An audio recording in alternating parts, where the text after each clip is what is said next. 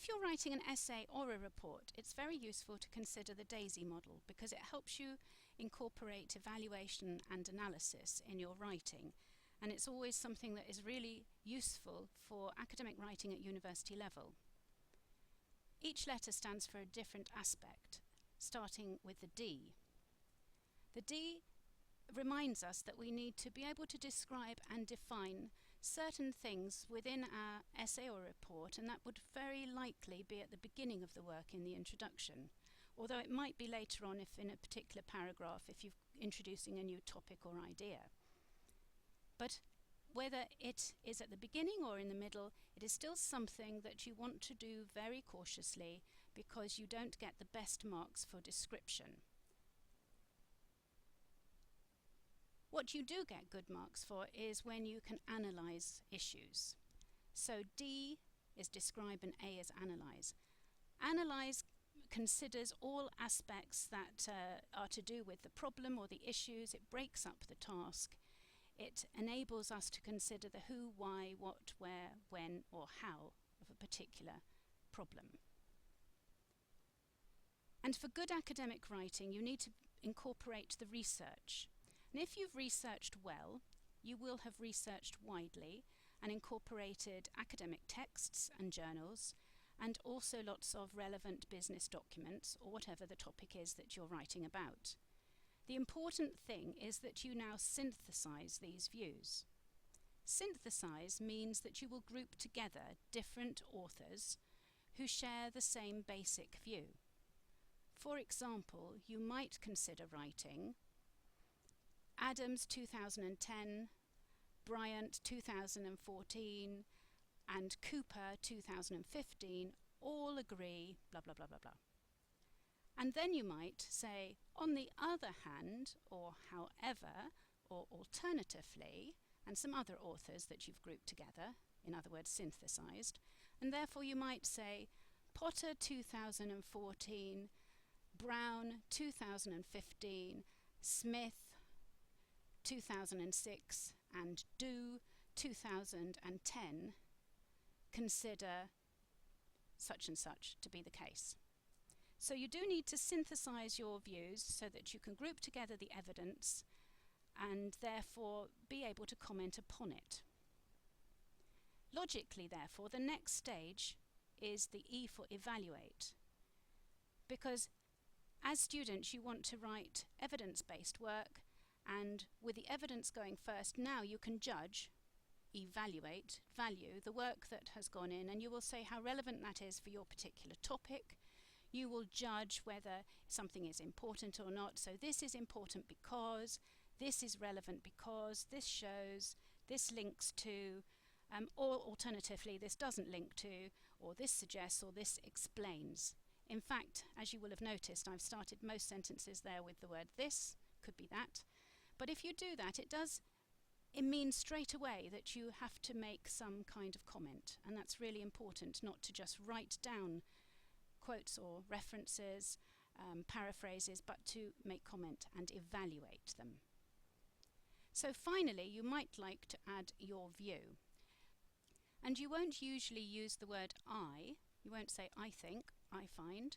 What you would normally do is you would say the above evidence suggests that, or it can be seen from. So that enables you to be offering your view, and it's the one thing that isn't referenced, and if you reference properly all your other points, it'll be quite obvious what opinion is yours. And now I'd like to continue with a little exercise. Here's an example to consider. Let's consider evaluating any possible differences between a tourist and a traveller. It's something that everybody can do, but if you were doing it as an academic task, you would approach it with the same research into all aspects of that particular question, that task, as you would any other. But let's just think about this for a minute and use the application of DASEY. What would we do first? Well, what we might do, if we are following the DASEY steps, is we might define or describe the background to this. So we might use some definitions for the word tourist or for the word traveller. Who says that? What do they say? When did they say it? Why did they say that? How do they describe it? How does that fit? Where does it fit? So we might do those kind of things to introduce the topic. And where we use definitions and descriptions, it's very often in the introduction of our written work, although it may appear in long topic paragraphs later. It doesn't normally get you an awful lot of marks, so it's something that you would try and say as briefly as possible and move on to the next important part, which would be analysis. And analysis is something that involves you breaking down a particular task or a problem into significant parts, usually asking yourself the questions, and they're abbreviated here: who, why, what, where, when, and how. And if you ask yourself those questions, what are the issues, how do they apply, who said, you ask yourself lots of questions, it's the answers that will help you develop your argument in order to be able to write effectively. So you analyse, breaking down the parts and considering all the issues. This could be particularly useful in a case study. One way to remember this is perhaps to start off considering the strengths and the weaknesses, and then consider any practical applications and theoretical terms. And now, of course, we pull together, we synthesize the groups of experts, the academic views, so that, as explained before, you can use them effectively in your writing. And for this, for our particular topic, we would have lots of people who might have written about tourists and travellers, and they might have thought that tourists have a particular motivation that is different to a traveller's. They might consider it's when they go, or how they go, or the transport that they use, or their particular behaviour, or the places that they visit. But whatever groups academic ideas together, it would be up to you as the writer to choose that particular line of argument and group your views together accordingly. And then, of course, you are very importantly going to evaluate, you're going to judge all those views and say how useful, how relevant they are to the task, so that you can form an opinion. As you will realise from the task that I've just set, there isn't necessarily a right answer.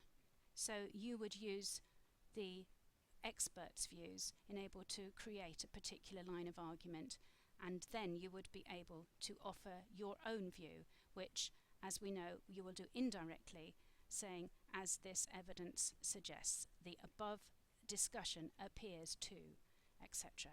And that gives you a practical way of applying this DASEY model, which I hope you will find useful for any kind of written work, whether it is an essay or a report.